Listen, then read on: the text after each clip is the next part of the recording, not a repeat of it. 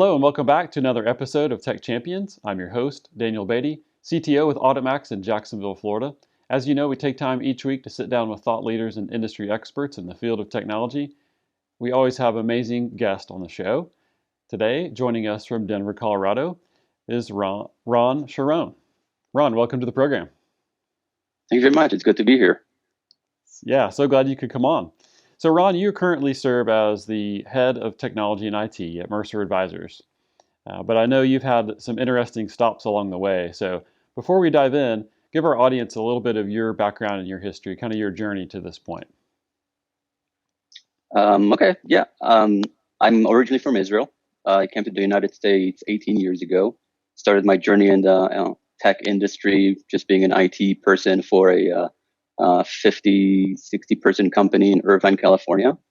I've rolled around in tech since then. I was a consultant, some interesting companies like Los Angeles Clippers, Mercedes-Benz. These were all great journeys. Universal Music Group, big companies in LA. Moved to Austin, did some contracting on my own for 8 years. Moved to Denver. Been an IT director for a startup downtown, and then I moved to my current position, Mercer Advisors.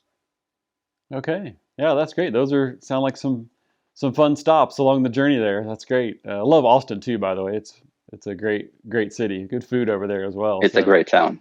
Yeah, and so is Denver. I've spent quite a few ski trips out there over the years. So beautiful part of the country. So. Yeah, and let's talk a little bit about the pandemic to start. And everything's kind of winding down, at least, fingers crossed. It seems to be going that way. I think everybody's pretty excited about that. But do you see any permanent changes for IT coming out of the pandemic, Ron? Yes, of course. At the moment, people are seeing working from home as a viable business solution for a long term. All the companies I know right now are gearing up to continue a big portion or a substantial portion of their teams to keep working from home. And that will need, of course, new technology from the technology department, from security purposes.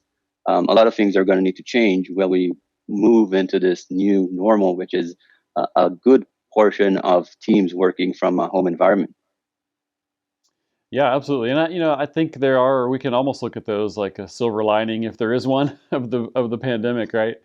To some degree. So, and Ron, I see you've got your PMP and your IDLE certifications, and so I know you're a process guy. And talk for a minute about why business process is so important in a technology roadmap.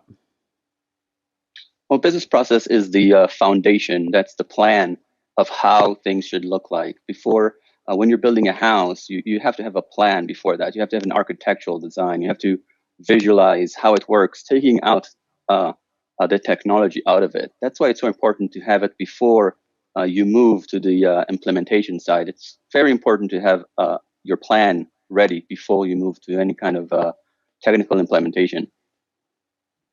Yeah, that's great. And so I know you work with a lot of different companies and have over the years. So what are some of those gaps that you see across a typical organization? The biggest gap I see is because we're so technological savvy these days. A lot of people are. They come and approach the solution with the technology already in mind. They say, I want XYZ to do this. I always like to take them one step backwards. And I tell them, take the technology out of this equation at all. Don't use any technology terms. Just tell me, in business terms only, how do you want things to look like? Don't design the solution before you have the plan. And I think that's one of the biggest gaps, especially today. People jump in and plan the solution before they have an actual plan for it.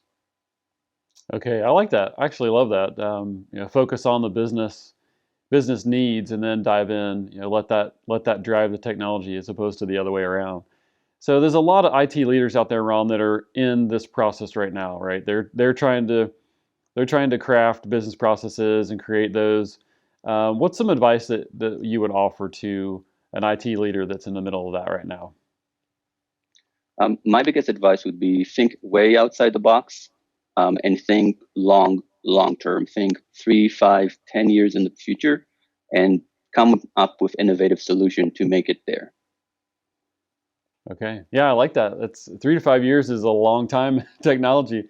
It's a long time. It's always open to change. By the way, it's not carved in stone. But have that plan in mind, because that will guide you. Yeah, that's great. I love it.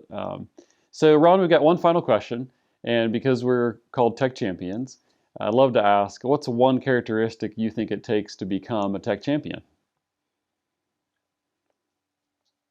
I would think that thinking way outside the box and way into the future, that's the biggest one. Okay. All right. I love it. Great, Ron. Thank you so much for joining us on the program.